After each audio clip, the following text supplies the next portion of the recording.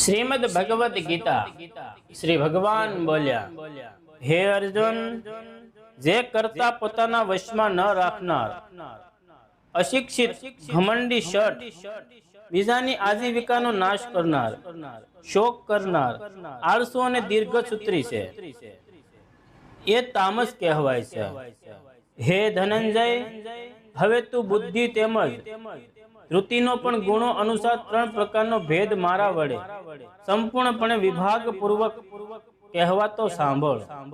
હે પાર્થ, જે બુદ્ધિ પ્રવૃત્તિ માર્ગ અને નિવૃત્તિ માર્ગને, કર્તવ્ય તેમજ અકર્તવ્યને, ભય અને અભયને તથા બંધન અને મોક્ષને યથાર્થપણે જાણે છે, એ બુદ્ધિ સાત્વિકી છે. હે પાર્થ, માણસ જે બુદ્ધિ દ્વારા ધર્મ અને અધર્મને તથા કર્તવ્ય અને અકર્તવ્યને પણ યથાર્થપણે નથી જાણી શકતો, એ બુદ્ધિ રાજસી છે. જય શ્રી કૃષ્ણ.